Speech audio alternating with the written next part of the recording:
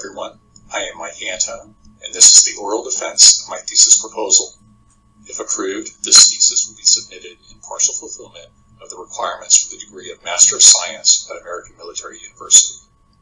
Working title: The efficacy of the fluoride maximum contaminant level in protecting drinking water consumers from fluoride-induced hypertension and hypothyroidism. Research question: Does the EPA's 4.0 parts per million maximum contaminant level for fluoride in drinking water provide adequate protection to water consumers from fluoride-induced hypertension and hypothyroidism, while allowing for the public health benefit of reduced dental caries conferred by community water fluoridation? Justification of the research question. Community water fluoridation has been a public health practice in parts of the U.S. for 75 years. Recent research has identified a possible link between exposure to excess fluoride through drinking water and both hypertension and hypothyroidism, in addition to the well-established link between excess fluoride in drinking water and dental and skeletal fluorosis.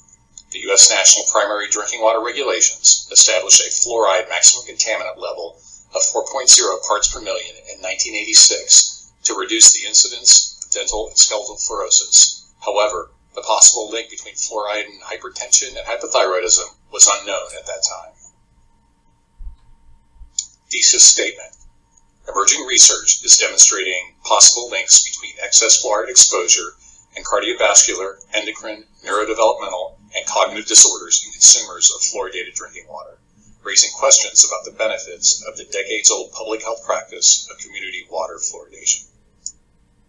Hypothesis: the 4.0 parts per million maximum contaminant level for fluoride established in the National Primary Drinking Water Regulations is adequate to protect against fluoride-induced hypertension and hypothyroidism in consumers of fluoridated drinking water, while allowing for the public health benefit conferred by community water fluoridation, which the United States Public Health Service has concluded can be obtained at the recommended concentration of 0.7 parts per million. Background: protective against dental caries, fluoride has been added to community water supplies in the United States as a public health measure since the mid-1940s. Community water fluoridation has long been credited as a cost-effective means for reducing the incidence and prevalence of dental caries across socioeconomic strata. Indeed, research by McGrady and colleagues concluded that community water fluoridation appears to reduce the social class gradient between poverty and dental health. However, there is a well-established link between excessive fluoride exposure and dental and skeletal fluorosis. As a result, the U.S. Environmental Protection Agency has regulated drinking water fluoride concentrations since 1986, establishing a maximum contaminant level for fluoride of 4.0 parts per million. The prevalence and severity of dental fluorosis has been on the rise in the U.S. in both fluoridated and non-fluoridated systems, indicative of an increase in fluoride exposure from sources other than drinking water. In 2015, the U.S. Public Health Service revised its standard for community water fluoridation from a range of 0.7 to 1.2 parts per million downward to a single concentration of 0.7 parts per million in response to this increase in dental fluorosis and to account for the acquisition of fluoride from other sources. There is now also a growing body of research implicating excessive fluoride exposure with hypertension and hypothyroidism, and preliminary research indicating a possible link between excess fluoride in drinking water and neurodevelopmental disorders such as attention deficit hyperactivity disorder and dyslexia, and cognitive disabilities as demonstrated by diminished IQs. Sources of data.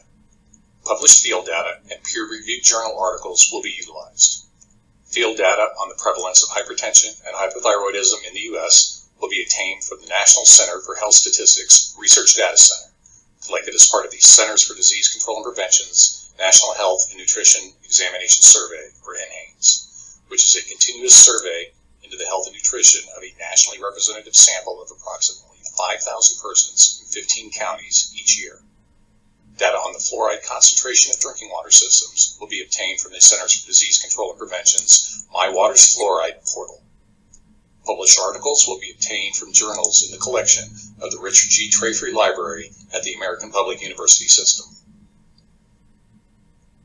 Analytic Procedures. Field data will be analyzed utilizing Statistical Package for Social Sciences, SPSS, software. A link from the Trafi library allows for a 6-month student license to utilize the state-of-the-art statistical package. A chi-square test will be used to compare the incidence of hypertension and the incidences of hypothyroidism between fluoridated water consumers and non-fluoridated water consumers.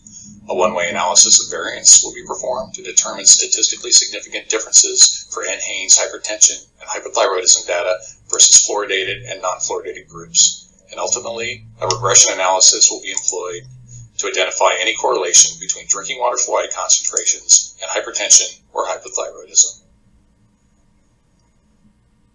Similarly, recently published research articles exploring correlation between drinking water fluoride concentrations and hypertension or hypothyroidism in the Middle East, India, and China will be studied.